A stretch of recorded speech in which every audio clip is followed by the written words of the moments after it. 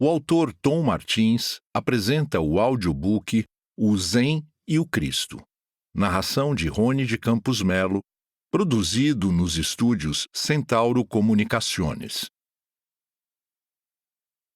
Dedico o presente esforço exegético aos meus amados filhos, esposa, em retribuição aos dadivosos tesouros espirituais emergidos em nossa convivência.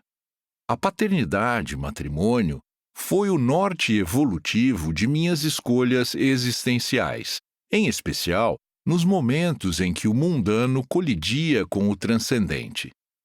Prefácio. Siddhartha Gautama, o Buda, viveu, segundo estimativas, entre 463 e 383 a.C., em um pequeno país onde hoje se encontra o sul do Nepal, governado por um clã denominado Shakyas. O líder desse clã, Shuddhodana Gautama, que era também o monarca do país, tinha como esposa a bela rainha Mahamaya, que, no final de sua primeira gravidez, viajou ao reino de seu pai para dar à luz o primogênito. No meio do percurso, porém, Mahamaya entrou em trabalho de parto e a criança nasceu, saudável e lúcida, entre as belas árvores do local.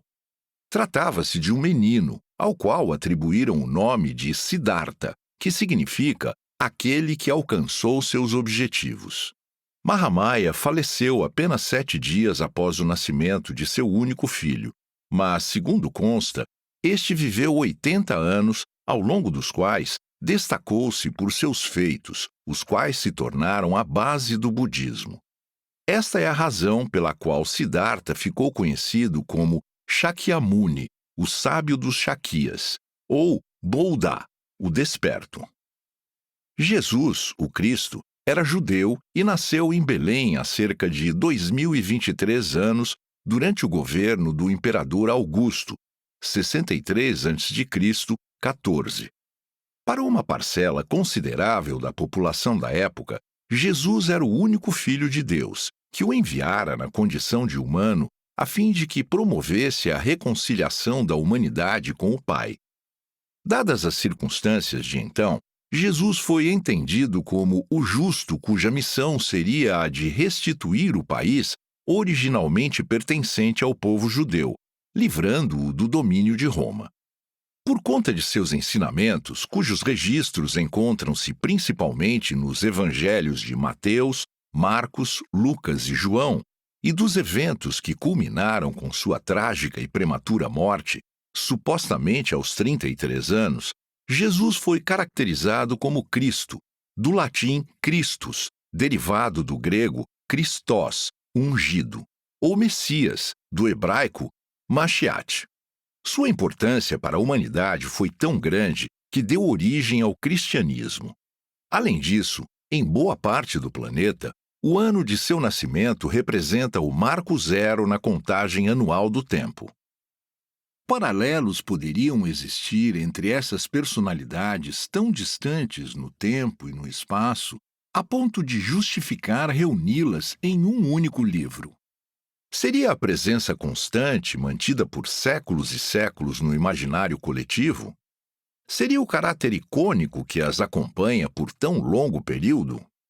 Poderiam ser os poderes de cura e solução de problemas humanos atribuídos às suas imagens, fato que leva as pessoas a mantê-las em pontos estratégicos da casa ou local de trabalho? Ou seria a legião de idólatras que delas fazem objeto de adoração, sem, contudo, olharem para si mesmos e se darem conta do que podem fazer por si e pelos outros, com vistas a tornar o mundo melhor para todos? Tais paralelos existem, mas não justificam uma obra como esta, cujos propósitos são mais ousados, relevantes e urgentes. Fazendo um meritório uso de sua espiritualidade conciliente, Tom Martins constrói aqui uma bela, esclarecedora e plural tessitura dos aspectos convergentes entre Zen budismo e tradição cristã, valendo-se para isso de uma grande variedade de recursos cuidadosamente selecionados do amplo acervo da cultura humana.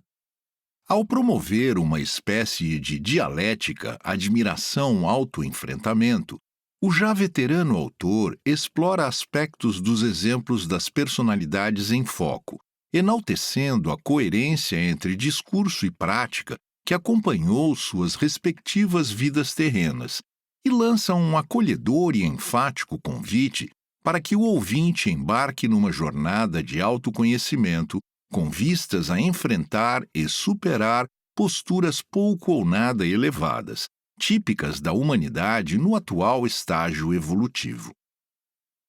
Desse modo, Buda, Cristo e demais personagens e situações presentes nesta obra nada mais são que elementos constituintes de um contexto extremamente didático, no qual o potencial protagonista é o próprio ouvinte. Este, aceitando o desafio, terá como primeira e duradoura tarefa abandonar o hábito da espera de benesses vindas de supostas deidades, passando a investir no autoaprimoramento. Nesse processo, o olhar é dirigido para dentro e não para fora.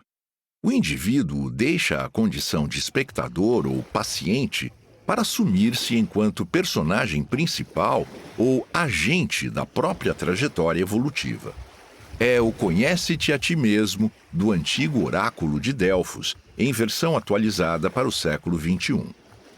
Que a empreitada lhe seja altamente esclarecedora e bem-sucedida, caro ouvinte. Vanderlei Carvalho, 16 de fevereiro de 2023.